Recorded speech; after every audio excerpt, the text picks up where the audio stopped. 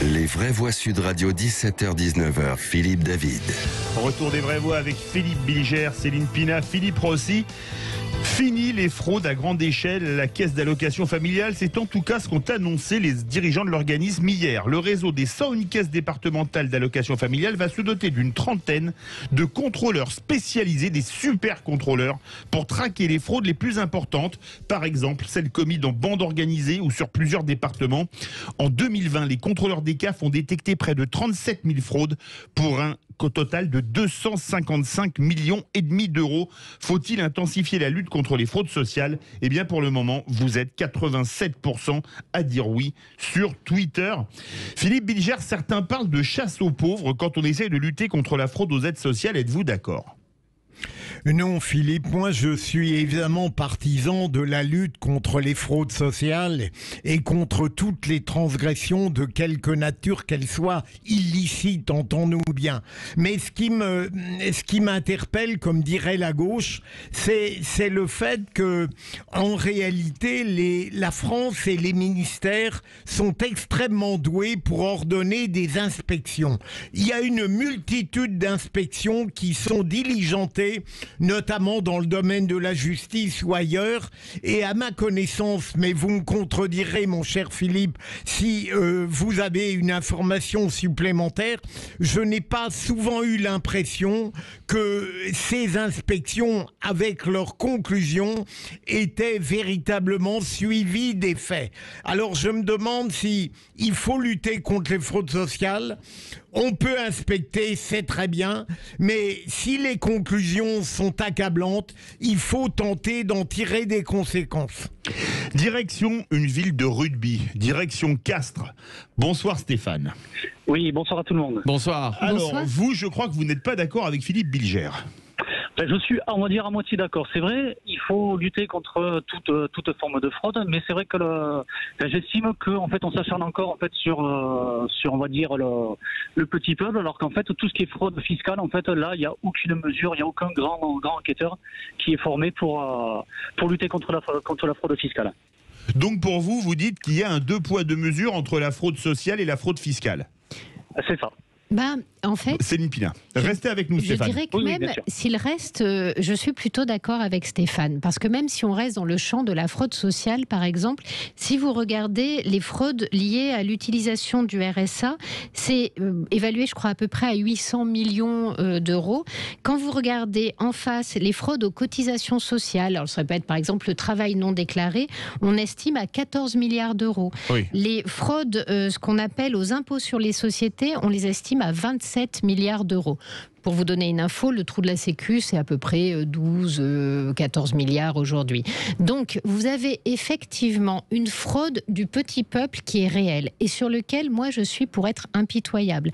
Parce que quand vous rendez compte qu'il y a des gens qui réclament des pensions de retraite et qui sont censés avoir 125 ans, Oui. là, vous vous dites, il y a un problème. Mais C'est le derrière, livre Cartel des fraudes, notamment de. c'est ça. Mais derrière, il y a aussi vraiment la question du contrôle. C'est-à-dire, à quoi ça sert qu'on passe notre temps à donner énormément d'informations. Dès qu'on fait, une démarche, il faut donner notre numéro de sécurité sociale, notre numéro fiscal, notre numéro. Et rien n'est jamais croisé au point qu'on continue à avoir énormément de fraude. Donc là, je trouve qu'il y a la responsabilité de l'État est clairement en cause. Mais là où je suis d'accord, c'est qu'à la fin, il n'y a que les gens de quelque part qui payent et tous les gens de nulle part, autrement dit ceux qui peuvent se déplacer fiscalement, ceux qui peuvent mettre leur société ailleurs, etc. Alors, eux se débarrassent de toutes leurs obligations. Je dis juste une chose avant de donner la parole à Philippe Rossi.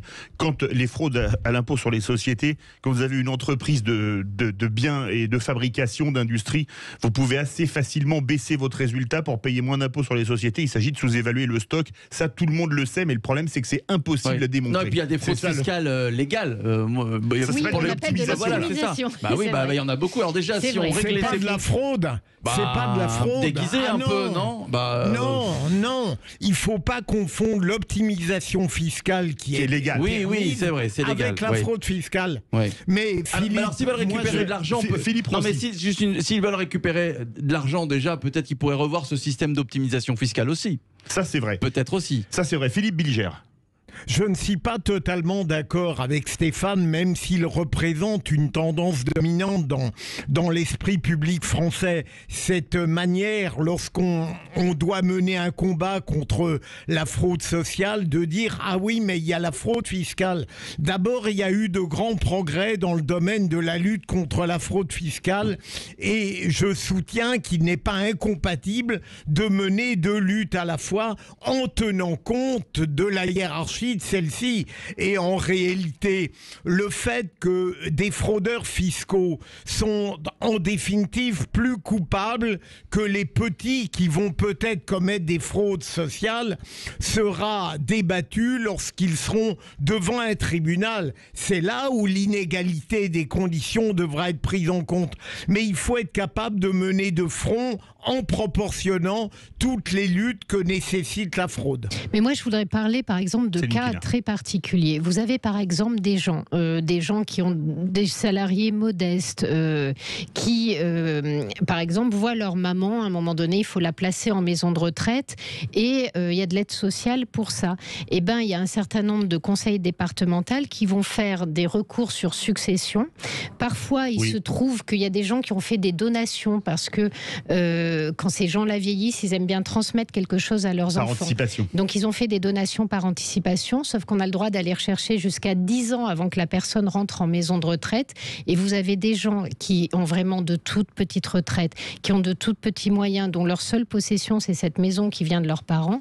Et moi, je le sais parce que c'est quelqu'un que j'aime beaucoup, qui est un ami, qui est une personne âgée qui est dans Lyon et à qui le conseil départemental de Lyon demande 54 000 €. Donc la mère meurt et vous vous retrouvez avec une lettre du conseil qui vous dit vous devez 54 000 €.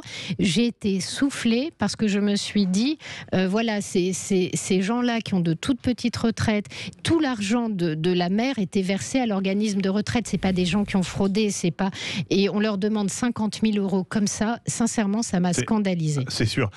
Philippe Rossi. Moi, je suis d'accord avec Philippe Bilger. On va donner rapidement la parole à Stéphane. On ne peut pas opposer les deux combats, la fraude fiscale et la fraude sociale.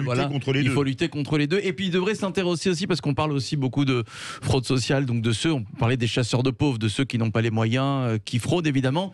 Il y a aussi ceux qui ont les moyens et qui cachent et qui profitent de la CAF, par exemple. Des allocations familiales. Moi, j'en connais, j'en ai connu. Ça, c'est vrai. On devrait s'intéresser à eux aussi, voir ce qu'ils font au quotidien. Est-ce qu'on parle des djihadistes qui touchent le RSA et à qui on ne peut pas le retirer? Donc il y a peut-être aussi un vrai problème aujourd'hui. Il y a peut-être aujourd'hui un vrai problème pour dire à un moment donné, quand vous rompez notre contrat social, vous n'avez pas à bénéficier de notre solidarité. Je pense que l'indignité nationale, ça devrait être aussi quelque chose dont on devrait reparler. Stéphane, le mot de la fin en 20 secondes. Alors, 20 secondes. Après, effectivement, il faut lutter contre les fraudes sociales. C'est vrai que c'est pas normal d'avoir ce genre de fraude, mais il faut également, en parallèle, lutter contre toutes les autres fraudes, notamment fiscales, les évasions et tout ça, en fait. Merci. Et ce qui permettrait, Merci beaucoup, Stéphane Decastre, et à bientôt au micro de Sud Radio. Verdict sur Twitter. Les vraies voix. Le premier débat. CAF. Faut-il intensifier la lutte contre les fraudes sociales? Vous êtes 87% à dire oui.